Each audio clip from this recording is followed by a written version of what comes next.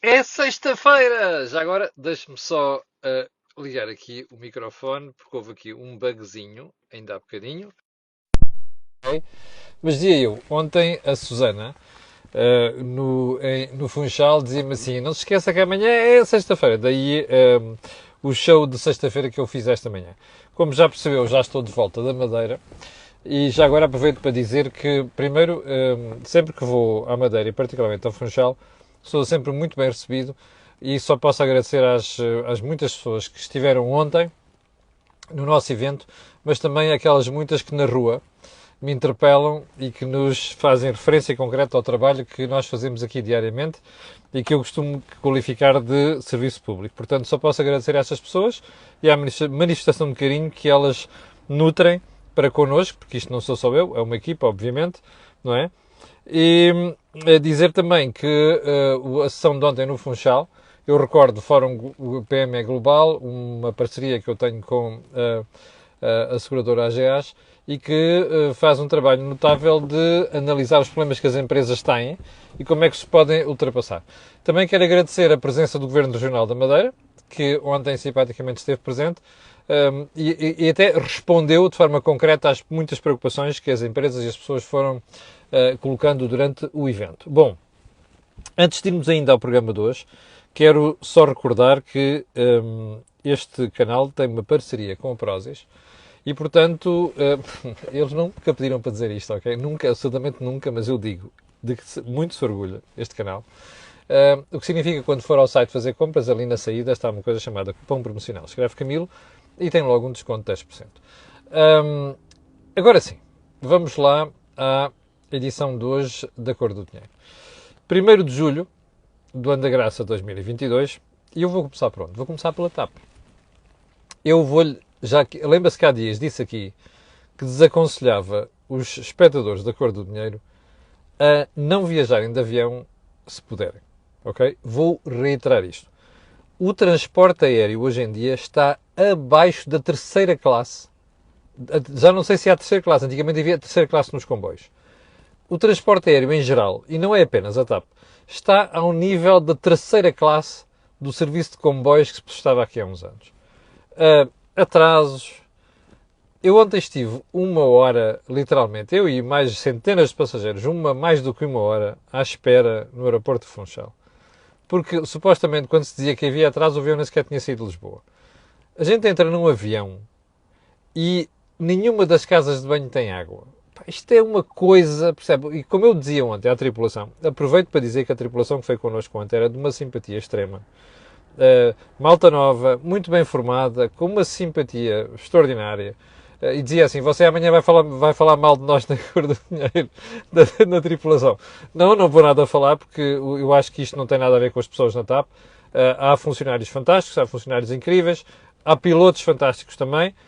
Mas agora, nós não podemos deixar de dizer aquilo que eu disse ontem à tripulação da TAP, que é, pá, a gente mete 3.200 milhões de euros, o contribuinte, numa empresa que é do Estado, então, e nós somos obrigados a fazer um voo sobre uma parte do Atlântico sem as duas casas de banho com água.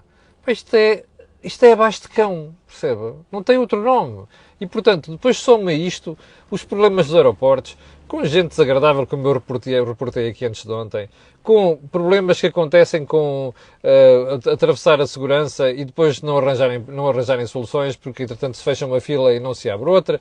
Bom, isto é mesmo muito mau e, portanto, eu vou-lhe dizer uma coisa. De hoje até ao final do ano, se eu puder evitar andar de avião, juro-lhe que o farei. E se tiver que ir trabalhar para fora, como aconteceu esta semana, farei o possível por não ir. A menos que não tenha outra solução, porque é deplorável o estado dos aeroportos, das companhias aéreas, da porcaria das questões de segurança, mais as filas e de quatro. Bom, fica feito aqui o reparo. Repito, não tem nada a ver contra o pessoal de voo da TAP, nem com os funcionários, rigorosamente nada. Volto a dizer, foram inexcedíveis ontem a tentar minimizar aquilo que é o problema de nós chegarmos a Lisboa depois de 1h30 da manhã. Bom, segundo ponto do período de ordem do dia. Bruxelas não quer prolongar o prazo de execução do PRR, do Plano de Recuperação e de Resiliência, para lá de 2026. Ora, eu a sensação que tenho é que Bruxelas está a fazer um fica-pé que não tem sentido. Há inúmeros problemas. Há governos que não estão preparados, e eles não têm culpa disso, obviamente, não é? Há governos que não estão preparados e, portanto, poderão, obviamente, isto poderá ser uma desculpa, mas não é. O prazo de execução é muito curto. Nós temos problemas gravíssimos neste momento nas economias, nomeadamente a questão da inflação, nomeadamente a questão de fornecimento de materiais, nomeadamente a falta de mão de obra. E eu desconfio, sempre desconfiei, disse isto aqui sempre na cor do dinheiro, nós não vamos ter capacidade de executar o PRR em tempo e horas. Eu compreendo o que é que o Governo quer aqui. Preferia que se atirasse o dinheiro para cima do país sem ter que estar a justificar as obras que são feitas. Isso também era a pior solução. Portanto, pelo menos aqui Bruxelas não se deu. Tenho muitas dúvidas que não só Portugal como outros países consigam aplicar os seus PRR até 2026, o que significa que provavelmente vai ficar dinheiro para utilizar. O que também suspeito que não é uma coisa que desagrade a Bruxelas e a alguns dos países da União Europeia. Ponto seguinte. Hoje o período de história do dia é muito curto e vai ver porquê. Porque nós vamos perder o tempo todo hoje a falar de aeroportos. O último ponto tem a ver com a inflação. Eu não sei se percebeu, mas ontem, no meio daquela espuma da confusão política, o INE divulgou o valor da inflação do mês de maio e 8,7%. Ouviu bem? 8,7%. Eu já era jornalista no final dos anos 80, ainda era estagiário, e lembro-me de ter escrito sobre a inflação a 8,8%. Isto é mais um sinal de que os preços este ano vão subir provavelmente o dobro, ou muito perto disso, daquilo que o Governo previa no Orçamento de Estado. Bom, se formos fazer contas àquilo que são os aumentos salariais no Estado, nas pensões e também nos salários que estão neste momento a ser atualizados, isto dá uma perda salarial brutal em 2022. Razão pela qual você não deve fazer outra coisa senão rir a bandeiras despregadas quando houve pessoas como o Governador do Banco de Portugal dizer publicamente nas apresentações de estudos do Banco Central que vai haver uma perda de poder de compra este ano equivalente a 1%. Percebe? Isto é de rir, porque o que está a acontecer aí é preocupante. Mas, como também já entendeu, se não entendeu, vá ver, as Euribor continuam a subir. E você dirá, está bem, mas isto é porque... Pois é, o Banco Central Europeu anunciou que os juros vão subir, ainda não subiu, mas não é preciso. Porque isto é aquilo que é a expectativa dos mercados. Percebe? Mas, se você for recorrer àquilo que é o mercado, mesmo de dívida pública, ontem, por exemplo, a Itália foi ao mercado buscar 6 mil milhões de euros para refinanciar a sua dívida. Sabe quanto é que pagou? Valores próximos de 4%. Ora, tudo isto apesar daquele anúncio de ferramenta de antifragmentação e não sei das quantas. Onde é que eu quero chegar? Os tempos não são fáceis. Eu passo a minha vida a pedir à malta para pensar 2 vezes antes de gastar. E para poupar. E vamos mesmo precisar de poupar a sério nos próximos tempos. Porque a vida não vai ficar fácil, ao contrário do que nos prega o Governo. E sobre o Governo, vamos então passar para aquilo que aconteceu nas últimas 24 horas. Bom, eu vou sumarizar isto chamando as 24 horas mais longas da vida política de António Costa. E porquê? Porque isto foi a crise mais séria que ele já enfrentou enquanto chefe do governo. E já teve 3 governos. Bom, então vamos lá sumarizar isto. O país, antes de ontem, quarta-feira à noite, foi apanhado de surpresa pela publicação de um despacho do secretário de Estado do ministro Pedro Nuno Santos. E esse despacho previa, como nós falamos aqui ontem, muito por alto, na manutenção da Portela, na construção de uma única pista no aeroporto do Montijo e depois avançar para a construção de um aeroporto a sério em Alcochete. Você já sabe qual é a minha opinião há muito tempo. Quando se faz um aeroporto, é para fazer para 20 anos ou 30 anos, não é para fazer para 3 ou 4 ou 5. Portanto, para mim, o Montijo sempre foi um remendo. E mais, Montijo só foi Montijo porque as negociações do governo anterior o da Troika, não é o governo anterior, o governo da Troika, com a Vinci, levaram àquela solução. Aliás, a Vinci, naquela altura, que era uma empresa muito endividada, até pela compra da própria ANA, não tinha experiência na gestão de transportes aéreos e, portanto, estava a começar. Ora, todo este cenário mudou, e em minha opinião, continuo a dizer, Alcochete é sempre a melhor solução. E olha, eu não tenho ações de empresa nenhuma da construção civil, é bom dizer isto. Alcochete foi sempre a escolha dos grandes lobbies da construção em Portugal. Não há que ter medo a estas coisas. Isto não é um problema. É um problema a gente não fazer as análises chamando os bois pelos nomes. Agora, foi isto que determinou a escolha de Alcochete? Bom, você dirá, mas Alcochete não foi escolhido. Bom, então eu vou-lhe contar a história. Isto não é verdade. Aliás, li hoje, já em vários jornais, que o Primeiro-Ministro terá dito que não escolheu nada, que Alcochete era uma hipótese. Não, desculpem lá. O que se passou não foi nada disto. O Dr. António Costa, o Dr. Pedro Nuno Santos, a Dra. Mariana Vieira da Silva e um número muito restrito de membros do Governo sabiam perfeitamente o que estava a passar. E o que é que se passou? O Governo optou por esta solução. O problema é que a divulgação disto não estava planeada desta forma. E porquê? Primeiro, porque tinha que haver pelo menos um simulacro de conversa com o novo líder do PSD, não é? Que não é necessariamente o tipo que baixava tudo e mais alguma coisa, que dava pelo nome de Rui Rio. E por outro lado, porque ao contrário do que diz o Governo, não é dar conhecimento ao Sr. Presidente da República. É envolver o Sr. Presidente da República nas discussões ou na conversa sobre a nova opção chamada Alcochete. Ora, Pedro Nuno Santos é assim. Pedro Nuno Santos é uma pessoa voluntariosa. Pedro Nuno Santos é uma pessoa que muitas vezes tem o coração a pé da boca e não resiste às vezes a querer criar polémica naquilo que faz. E muitas vezes a tentativa que ele faz de querer criar polémica é deliberada. Eu não sei o que é que aconteceu antes de ontem à noite, quando ele vai à televisão e faz as declarações que faz. Mas sei uma coisa. Aquilo estava fora do guião. Ok? Ou com as escusas de insistirem em Beja e o Diabo 4, já falámos sobre o assunto. Para o espectador que acabou de escrever isso aí. Beja, não sei o quê. Bom, este é o problema.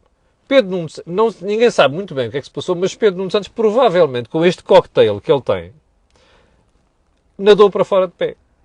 E nadou para fora de pé ainda para mais com aquela conversa meio insultuosa contra o líder da oposição. Epá, e uma desconsideração que eu nunca vi para com o Presidente da República. Bom, aquilo só podia correr mal. O que é que aconteceu nessa noite? O professor Marcelo Rebelo de Sousa, o nosso Presidente da República, não gostou nada do assunto e teve uma conversa difícil e desagradável com o Sr. Primeiro-Ministro, que estava em Madrid, na cimeira da NATO. Bom, essa conversa, além de não ter sido nada agradável, foi uma conversa onde Marcelo deu, eu estava aqui a ver as notas, deu conta de consequências.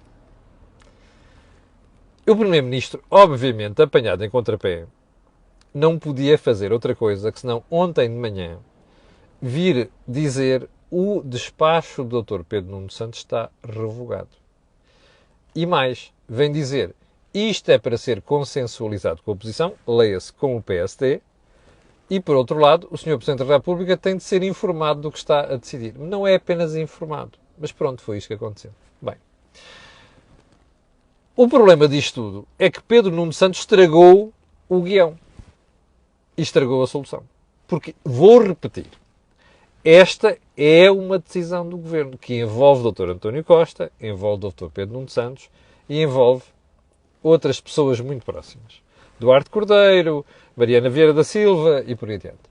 Bom, há espectadores que perguntaram ontem, mas você acha que isto tem alguma coisa a ver com o facto de o novo aeroporto servir para o Governo ou alguém se financiar? Bom, eu não quero entrar aí.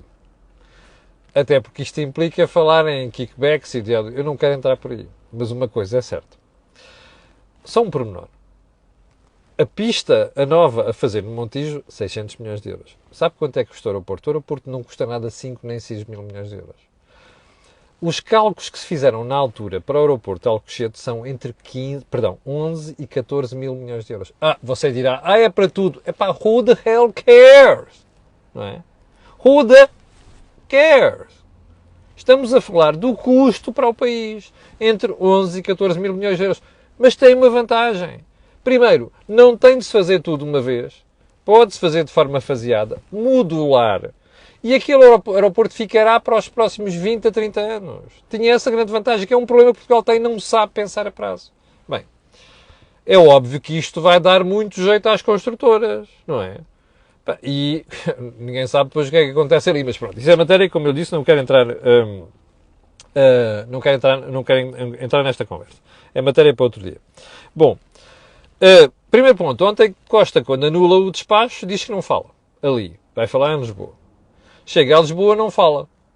E manda chamar Pedro Nuno Santos.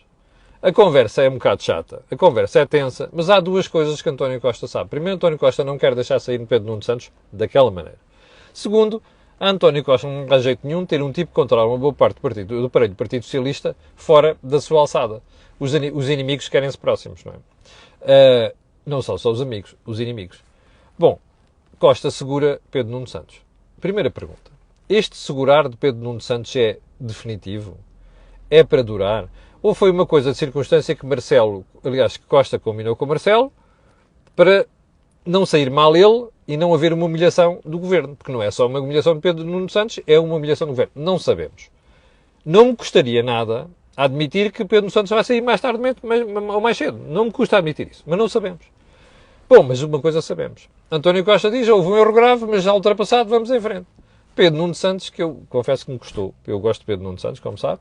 E gosto de Pedro Nuno Santos porque é uma pessoa que é frontal e toma decisões ao contrário de Costa e é transparente. E Pedro Nuno Santos é aquilo. E eu prefiro pessoas assim de pessoas como Costa. Pedro Nuno Santos faz aquele papel ontem que até uma pessoa que não gosta dele deverá ter ficado com pena da situação. Porquê? Pedro Santos não quer sair. Bom, onde é que isto tudo nos deixa? Com uma situação, aliás, num momento um bocado difícil. Porque depois, entretanto, Marcelo Rebelo de Sousa, que ontem não se quis ficar, e de facto ficou muitíssimo aborrecido com isto tudo, ontem deu uma alfinetada valente no Sr. Primeiro-Ministro. Porque diz assim, bom, olha, a responsabilidade da escolha dos ministros é do Primeiro-Ministro. Como quem ia dizer, espera aí, eu não tenho nada a ver com isto, não gosto, eu por mim este tipo tinha ido para a rua, mas olha, não sou eu que decido no governo, é o Sr. Primeiro-Ministro, portanto, as escolhas são dele. Se as coisas correm bem, ainda bem. Se as coisas correm mal, a escolha continua a ser do Primeiro-Ministro. Bom, eu nunca vi Marcelo ser tão direto na sua maneira de ser como foi ontem. Mas agora vem uma pergunta. Marcelo tomou a melhor atitude, a melhor decisão? Não. Marcelo Rebelo de Sousa não podia aceitar que António Costa continuasse a manter Pedro Nuno Santos do governo. Porque o Presidente da República sai profundamente fragilizado disto. E sai profundamente golpeado.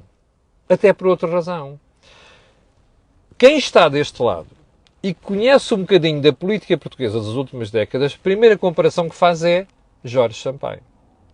Jorge Sampaio meteu na rua ministros de Guterres. Socialista.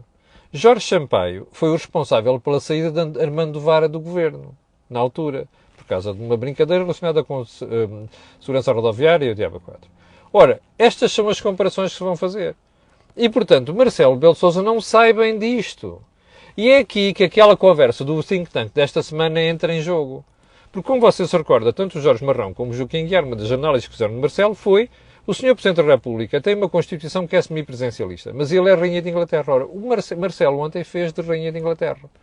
O problema disto tudo é que Marcelo tem passado todos os seus mandatos, o primeiro e o segundo, a fazer de Rainha de Inglaterra.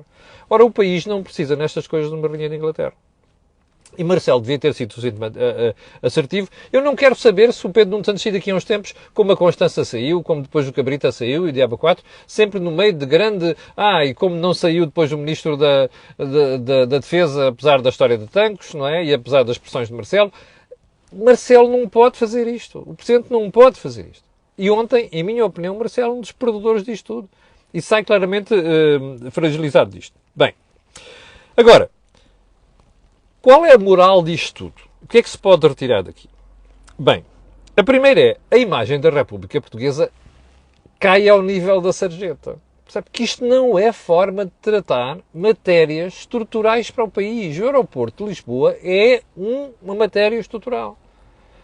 A República não se pode compadecer com hoje já é Alcochete, no dia seguinte o outro tipo revoga não sei quantos, não é Alcochete.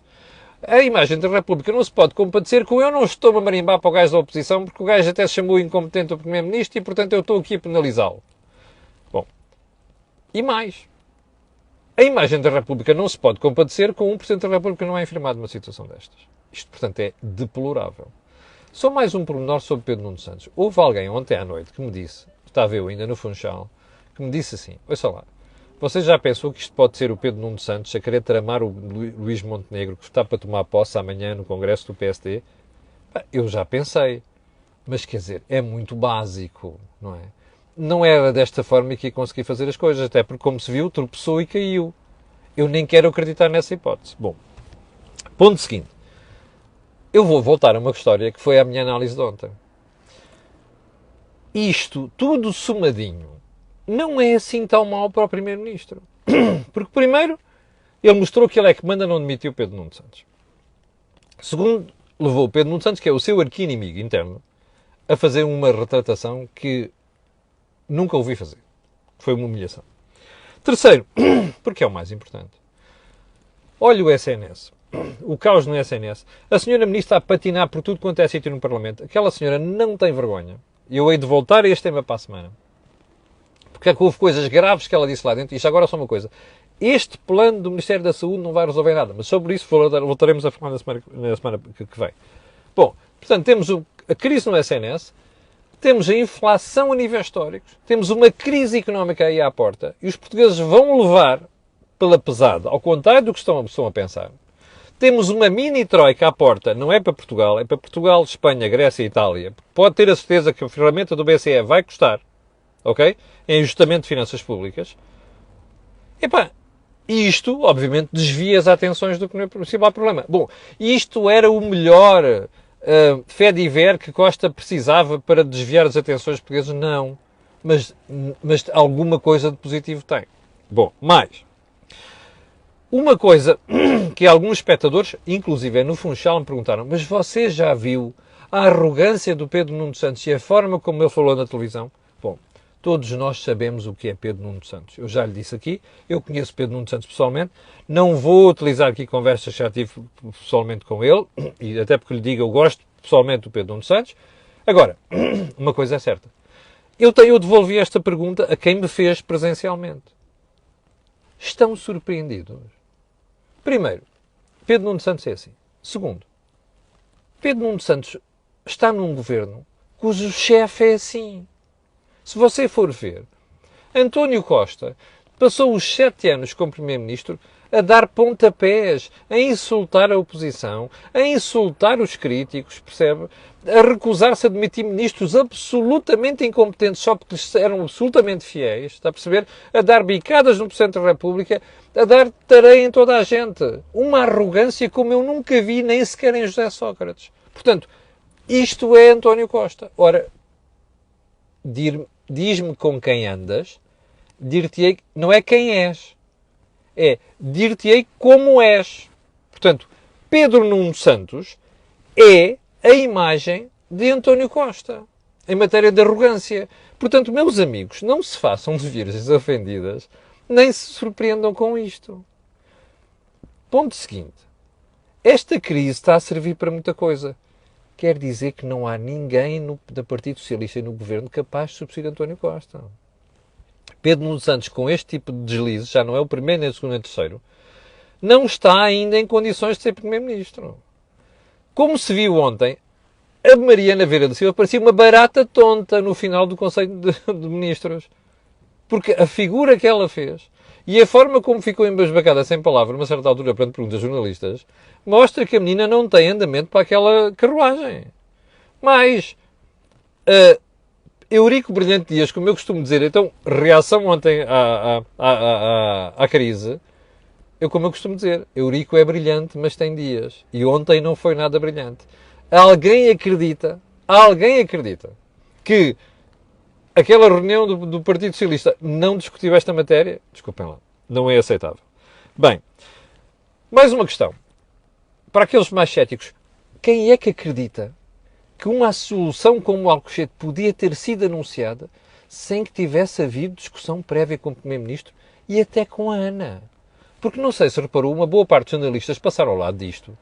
A Ana está de acordo com a solução, como nós percebemos pelas declarações públicas que foram feitas. Isto muda a posição que tinha no passado? Pois muda, mas a situação da própria Ana é diferente. Aliás, eu estou convencido que a prazo, pese embora o investimento, aquilo será um belíssimo investimento para a Ana. Portanto, isto foi negociado. Não haja mais pequena dúvida. Último ponto disto.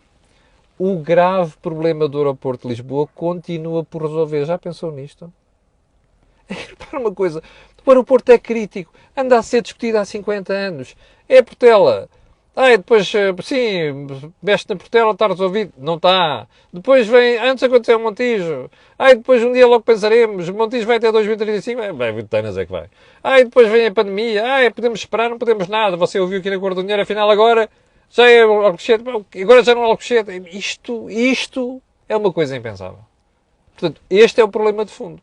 E isto é o que fica por resolver no meio desta marmelada toda, percebe? Bom, voltaremos seguramente a este assunto na próxima semana, porque eu acho que a matéria não vai ficar por aqui. Estava um bocadinho 7.200 pessoas em direto. Eu quero agradecer a estas pessoas. Quero pedir a estas pessoas e outras que vão ver aquilo que peço sempre. Colocarem um gosto e fazerem partilha nas redes sociais. Também sabe porquê. Aquilo que houve aqui não houve em mais sítio nenhum. Eu quero desejar-lhe um excelente fim de semana, dizer-lhe que voltarei na segunda-feira às 8 da manhã e quero também agradecer novamente, não só no Funchal, mas pelo país todo, o inúmero número de pessoas que, às vezes até inclusive com máscaras, chegam a pé de mim para agradecer o trabalho que nós fazemos. Só lhe posso dizer uma coisa, temos todo o gosto nisto, porque é uma questão de informação e é uma questão de serviço público. Nunca se esqueça de uma coisa, uma sociedade informada é uma sociedade com boas decisões. Uma sociedade desinformada é aquela que faz aquilo que Portugal faz. E há alguma razão para Portugal ser um país pobre. Obrigado. Tenha um grande fim de semana e até segunda-feira às 8 da manhã. Com licença.